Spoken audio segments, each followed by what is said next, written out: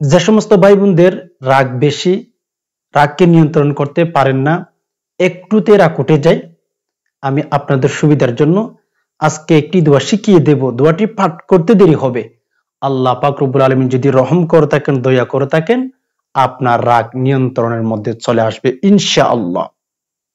আপনি যদি প্রয়োজন মনে করে থাকেন তাহলে ভিডিওটি শুরু থেকে শেষ অবধি দেখতেই থাকুন। সম্মানিত দিনী ভাই বোন, আমাদের যে একটা রাগ রয়েছে ওইটাকে আমাদের নিয়ন্ত্রণ করা শিখতেই হবে। কেননা মানুষ রাগান্বিত অবস্থায় অনেক কিছু করে ফেলে, হায়াতের জিন্দেগিতে রাগান্বিত অবস্থায় অনেক কিছু করে ফেলে, পরশেষে দেখতেছে যখন রাগ চলে গেছে তখন কিন্তু তার লজ্জিত হতে হয়, ওইটা নিয়ে আবার টেনশন করে, হাই হাই আমি কি করলাম। এই জন্য উলামাগণ বলেছেন আমরা যখন রাগান্বিত অবস্থায় থাকবো অ্যাকচুয়ালি তখন আমরা কোনো কাজের সিদ্ধান্ত নেব না। কেননা আপনি যদি রাগান্বিত অবস্থায় কোনো কাজের সিদ্ধান্ত নিয়ে ফেলেন, সো সেই সিদ্ধান্তের মধ্যে আপনার ভুল থাকতে পারে, বুঝছেন? সেজন্য রাগকে নিয়ন্ত্রণ করতেই হবে। রাগ নিয়ন্ত্রণ করা আমাদের শিখতে হবে। ইসলাম আমাদেরকে কি শিখিয়ে দিয়েছেন, দেন হচ্ছে রাসূলুল্লাহ সাল্লাল্লাহু আলাইহি সাল্লাম আমাদেরকে কি দোয়া শিখিয়ে দিয়েছেন। হায় হায় মেরে দোস্ত, কেমন পয়গম্বর! এমন কোন বিষয় ছোট থেকে ছোট কোন বিষয় নবীজি রাখেন নাই, আমাদেরকে শিখিয়ে দেন নাই। রব্বে কাবার কসম। দুঃখের বিষয় হচ্ছে আমরা কিন্তু জানি না। আমরা জানি আমাদের বাচ্চাদেরকে দোকানে পাঠিয়ে আমাদের পকেট টাকা দিয়ে সন্তানদেরকে বলতেছি, বাবা যাও দোকান থেকে আমার জন্য সিগারেট নিয়ে আসো, এই জিনিসটা নিয়ে আসো। হ্যাঁ, আমরা এই শিক্ষাগুলো ছোটবেলা থেকে আমাদের সন্তানদেরকে আমরা দিতে পারি, কিন্তু ইসলামের দিক নির্দেশনা, বিভিন্ন আমল, ওজিফা, তাসবিহ, তাহলিল, এগুলো আমরা আমাদের সন্তানদেরকে শিখিয়ে দিতে পারি না। লজ্জা থাকার বিষয় আমাদের মুসলমানদের। আপনার ছোট বাচ্চাদেরকে বলতেছেন যে বাবা যাও আমার জন্য সিগারেট নিয়ে আসো, তো আপনার সন্তানটা শিখবেটা কি আপনার কাছ থেকে? একটু চিন্তা করবেন, অ্যানালাইসিস করতে হবে। অ্যাকচুয়ালি আপনার সন্তানকে যেটাই শিখাবেন সন্তান সেটাই শিখবে। এখানে আপনার সন্তান যেহেতু আপনি জন্ম দিয়েছেন, বাট আপনার কাছে যেগুলো দেখবে সন্তান মনে করবে যে হ্যাঁ যেহেতু আমার আব্বুই করছে, আমার আম্মুই করছে। খারাপ কাজ করতেছেন, ধরেন একটা চুরির কাজ করতেছেন, কিন্তু সন্তানের সামনে যখন এই কাজটি করবেন সন্তান ছোট বাবু, সে কি বুঝবে? কিচ্ছু বুঝবে না, মনে করেই নিবেন যে এই সন্তানটি আমার আব্বু যেটা করতেছে, আমার আব্বু যেটা করতেছে ওইটাই ভালো, তো বড় হলে ওটাই অভ্যস্ত হবে। কেননা পৃথিবীর মধ্যে একজন সন্তানের সর্বপ্রথম শিক্ষক হচ্ছে তার মা, তার বাবা। ওদের কাছ থেকেই কিন্তু হচ্ছে শিখে ফেলে সন্তান। এজন্য একটা বাক্য আপনারাই তো বলে থাকেন, দই ভালো তো ঘি ভালো, মা ভালো তো সন্তান ভালো, যেটাই বলেন। সো আমাদের উচিত সন্তানদের সামনে এমন কোনো কাজ করব না যেগুলি ইসলামের বিরুদ্ধে, আল্লাহ এবং রসুলের বিরুদ্ধে। আমাদের উচিত আমাদের সন্তানদেরকে ছোটবেলা থেকে বিভিন্ন আমল, ওজিফা, তাসবিহ, তাহলিল এগুলো শিখিয়ে ফেলা। কি শিখাবে মিয়া? মা বাবারাই তো জানে না কোরআন তেলাওয়াত করতে, সন্তানদেরকে শিখাবে তো শিখাবে কি? এজন্য রাসূলুল্লাহ সাল্লাল্লাহু আলাইহি ওয়াসাল্লাম আমাদেরকে বলেন, যদি তোমরা একটা সুন্নতকে ফলো করতে পারো আখিরি জামানার মধ্যে, আল্লাহ পাক রব্বুল আলামিন আমাদের আমলনামার মধ্যে 100 শহীদের সওয়াব দান করবেন। সুবহানাল্লাহ। সেজন্য সম্মানিত দিনী ভাই বোন, রাগ যখন আসবে তখন অবশ্যই আমাদের নিয়ন্ত্রণ করতে হবে। প্রতিটি মানুষের রাগ আছে, এটা সত্য, চিরসত্য হচ্ছে প্রতিটি মানুষের রাগ আসবে বা রাগ আছে। কেননা আমি যদি বলি রাসূলুল্লাহ সাল্লাল্লাহু আলাইহি সাল্লামেরও কিন্তু রাগ ছিলেন, আল্লাহ পাক রব্বুল আলামিনের কিন্তু রাগ আছে। কেননা কোরআন কুল্লে হাদিস কুল্লে আপনি বুঝতে পারবেন। মুহাম্মদুর রাসূলুল্লাহ সাল্লাল্লাহু আলাইহি ওয়াসাল্লাম রাগ ছিলেন। কিতাবের বর্ণনায় একটি ঘটনা এভাবে পাওয়া যায়, এক মহিলা জিনা করেছেন। ওই খবর যখন এক সাহাবী রাসূলুল্লাহ সাল্লাল্লাহু আলাইহি সাল্লামের কাছে নিয়ে আসলেন, নবীজিকে বলতেছিলেন, ইয়া রাসূলুল্লাহ, ইয়া হাবিবাল্লাহ, আপনার কিছুক্ষণ পরে একটা বিচার করতে হবে, একটা মহিলার বিচার করতে হবে। ওই মহিলাটা জিনা করে ফেলেছে, ইয়া রাসূলুল্লাহ, একটু কি তাকে রুখসত দেওয়া যায় কিনা, একটু তাকে কমিয়ে দেওয়া যায় কিনা, একটু দেখেন না। এক মহিলা যখন জানা করে ফেলেছেন, রাসূলুল্লাহর কাছে যখন এক সাহাবী এসে নবীজির কাছে সুপারিশ করতেছিলেন, ইয়া রাসূলুল্লাহ, একটু শাস্তিটা কমিয়ে দিন, একটু ক্ষমা করা যায় কিনা একটু দেখেন না। আমাদের দেশের মধ্যে এমপি, মন্ত্রী, চেয়ারম্যান, মেম্বার থেকে শুরু করে যখন আত্মীয় স্বজন কোনো দোষ করে থাকে, সেটাকে যে কোনো বইতে ওটাকে চেপে রাখার চেষ্টা করে, বলে কেন, এটা তো আমার আত্মীয়, তার বিচার করব কিভাবে। সেজন্য মেম্বার, চেয়ারম্যান থেকে শুরু করে দায়িত্বশীলের আত্মীয় স্বজন যখন, বিচারকের আত্মীয় স্বজন যখন কোনো দোষ করে, সেটাকে যে কোনো বইতে চাপিয়ে রেখে মানুষের কাছে প্রকাশ করতে চাই না। কিন্তু মেরে দোস্ত, মুহাম্মদ রাসূলুল্লাহ সাল্লাল্লাহু আলাইহি ওয়াসাল্লাম এমন একজন পয়গম্বর আমরা পেয়েছি, যিনি সত্যকে সত্যই মনে করবে, যিনি সত্যকে সত্যই মানুষকে দেখানোর চেষ্টা করবে। যেটা আল্লাহ পাক রব্বুল আলামিন বলেছেন ওইটাই করবেন, সেটা নিজের বংশীয়দের মানুষ হোক, কোনো কিচ্ছু আসে যায় না। আল্লাহ যেটাই বলেছেন ওইটাই করবেন, নিজের মেয়ে হোক, নিজের সন্তান হোক, সেদিকে নবীজি তাকান না। ওই সাহাবী যখন মুহাম্মদ রাসূলুল্লাহ সাল্লাল্লাহু আলাইহি ওয়াসাল্লামের কাছে আসলেন, ইয়া রাসূলুল্লাহ, এক মহিলা জিনা করে ফেলেছেন, একটু আল্লাহ পাক রব্বুল আলামিনের কাছে বলেন না, শাস্তিটা যেন কমিয়ে দেন, ওই মহিলাটা না বুঝি করে ফেলেছেন। এই কথা বলতে দেরি হয়, মুহাম্মদ রাসূলুল্লাহ সাল্লাল্লাহু আলাইহি ওয়াসাল্লামের চেহারা মুবারক লাল হয়ে গেছেন। কত চমৎকার চেহারা, কেমন সুন্দর চেহারা। যদি কোনো কুদা অবস্থায় কোনো ব্যক্তি যদি মুহাম্মদ রাসূলুল্লাহ সাল্লাল্লাহু আলাইহি ওয়াসাল্লামের চেহারার দিকে তাকায়, তখন কিদা নিবারণ হইয়া যায়। কেমন চেহারা ভাই একটু চিন্তা করেন। যেমন আমি যদি বলি, হাসান হুসাইন রাদিয়াল্লাহু তাআলা আনহুমা, ফাতেমা রাদিয়াল্লাহু তাআলা আনহার সন্তান, তারা দুইজনের যখন কিদা লেগে যাইত, বাড়ির মধ্যে যখন খাবার মতো কিচ্ছু থাকতো না, তখন আলীকে ফাতেমা বলে দিতেন, হে আলী, আমার সন্তান দুজনকে তাদের নানার কাছে নিয়ে যান না, তাদের নানার চেহারাটা দেখিয়ে আনেন, তাদের কিদাটা যেন নিবারণ হইয়া যায়। কেমন সুন্দর। ক্ষুধা অবস্থায় যদি আপনার খিদা লেগেছে, সেই সময় যদি মুহাম্মদ রাসূলুল্লাহ সাল্লাল্লাহু আলাইহি ওয়াসাল্লামের চেহারা দেখেন, আপনার পেটের মধ্যে আর খিদা থাকে না। এমন সুন্দর চেহারা। সাহাবী যখন জানাকারী ব্যক্তির জন্য, জানাকারী মহিলার জন্য সুপারিশ করতে চেয়েছিলেন, তখন নবীজির রাগ উঠে গিয়েছিলেন। ওই সাহাবীকে বলেছিলেন, হে আমার সাহাবী, শুনো শুনো, এই কথা কি জন্য বলছো? জানা করেছেন, আল্লাহ পাক রব্বুল আলামিন তো অনেক অনেক আগেই জানিয়ে দিয়েছেন জানার শাস্তি কি হইবে। এইখানে যদি আমার ফাতেমা এই জানাহের কাজের সাথে লিপ্ত থাকতো, তখন আমি মুহাম্মদ রাসূলুল্লাহ সাল্লাল্লাহু আলাইহি ওয়াসাল্লাম কখনো সেখানে আমি হালকা করতাম না, কমিয়ে দিতাম না। আল্লাহ যেটাই বলছেন ওইটাই আমি করে ছাড়তাম। আমার মেয়ে যদি, ফাতেমা যদি ওই কাজটি করেই ফেলতেন, এরপরে আমি কমিয়ে দিতাম না। আল্লাহ পাক রব্বুল আলামিন যেটা বলছেন ওইটাই করতাম। সাহাবীরে, তুমি শোনো, ওই মহিলা জিনা করেছে, ওই মহিলার পক্ষ হয়ে কেন আমার কাছে সুপারিশ করলা? কিছুক্ষণ পর যখন রাসূলুল্লাহ সাল্লাল্লাহু আলাইহি ওয়াসাল্লামের অবস্থা বুঝতে পেরেছিলেন সাহাবী একরামগণ, তখন নবীজির কাছে ক্ষমা চেয়েছিলেন ওই সাহাবী। আদালত তো এমন হওয়া উচিত যে আদালতের মধ্যে সত্য আর সত্য, মিথ্যা আর মিথ্যা কখনো একসাথে হতে পারে না। সত্য সত্যের পক্ষেই থাকবে, মিথ্যা মিথ্যার পক্ষেই থাকবে। এখন তো আমাদের দেশের দিকে তাকান, নিজের দলীয় লোক যাই করুক না কেন 7 গুণ হলেও ক্ষমা হয়ে যায়। এর বিরুদ্ধে যদি কেউ করে, বিরোধী দল যারা রয়েছে তারা যদি একটু বালি পরিমাণ কিচ্ছু করে, ওটাকে উহুদের পাহাড় পরিমাণ হিসাবে মানুষের কাছে প্রকাশ করতেই থাকে। No Islam, this is no Islam. রাসূলুল্লাহ বলেন, সাহাবী শুনো, এই যে কাজ যেটা হয়েছে ওটা যদি আমার ফাতেমাও করতেন, তাহলে আমি সেখানে কিন্তু শাস্তি কমাবার মতো সেই মন মানসিকতা আমি মুহাম্মদ রাসূলুল্লাহ সাল্লাল্লাহু আলাইহি ওয়াসাল্লামের নেই। যেটাই আল্লাহ বলেছেন আমি ওইটাই করে ছাড়তাম।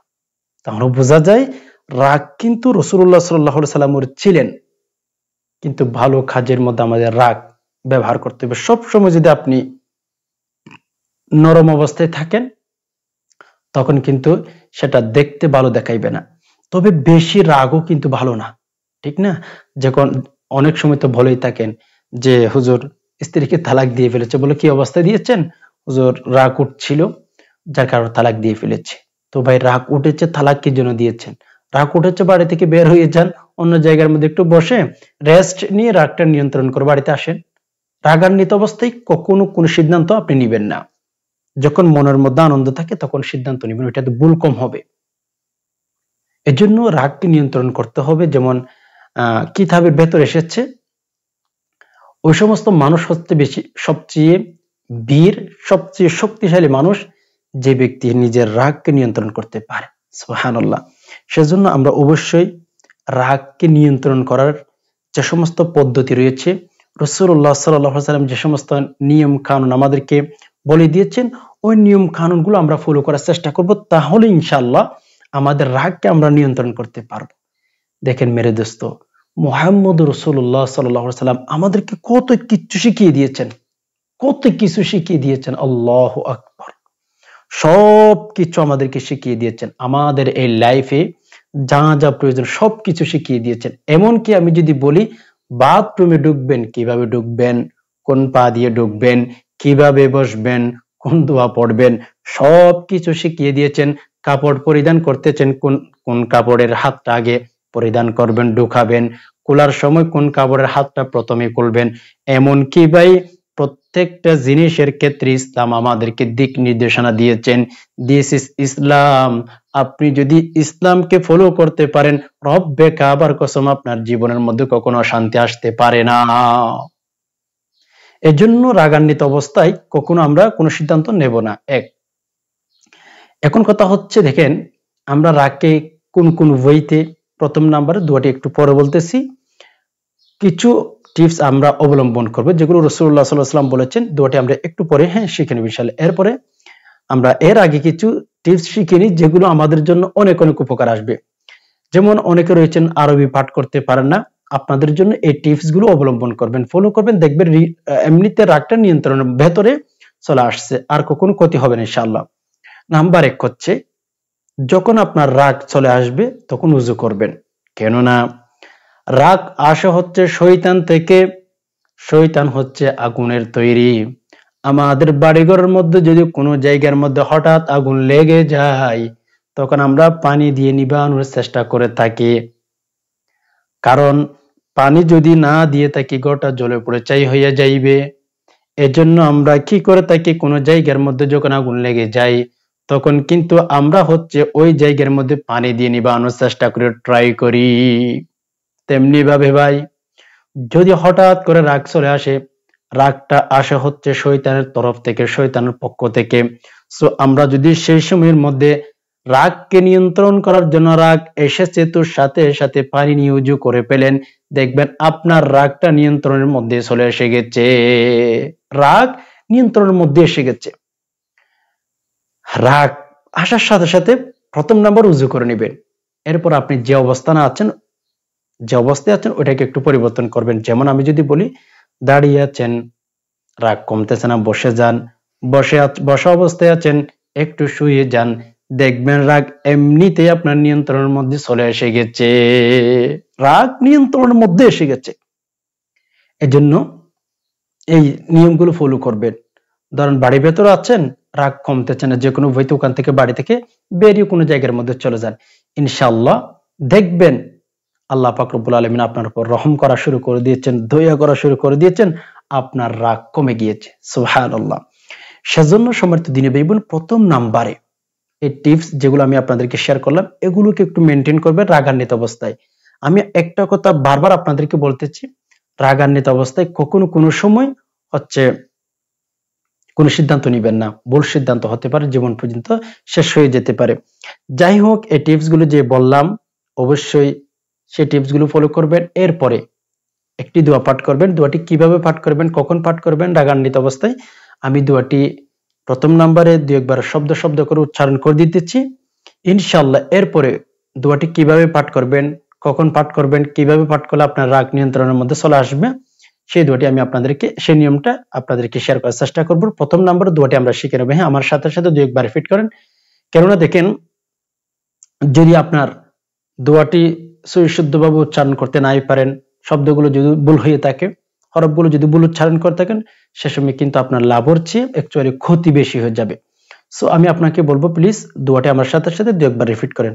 দোয়াটি হচ্ছে, দেখেন স্ক্রিন লক্ষ্য করেন, দোয়াটি হচ্ছে আল্লাহুম্মা গফিরলি, আমার সাথে সাথে, হ্যাঁ, আল্লাহুম্মা গফিরলি, আল্লাহুম্মা গফিরলি, আল্লাহুম্মা গফিরলি যামবি, যামবি, আল্লাহুম্মা গফিরলি যামবি, আল্লাহুম্মা গফিরলি যামবি, ওয়া আযহিব গায়য, ওয়া আযহিব গায়য, ওয়া আযহিব গায়য, ওয়া আযহিব গায়য কলবি, ওয়া আযহিব গায়য কলবি, ওয়া আযহিব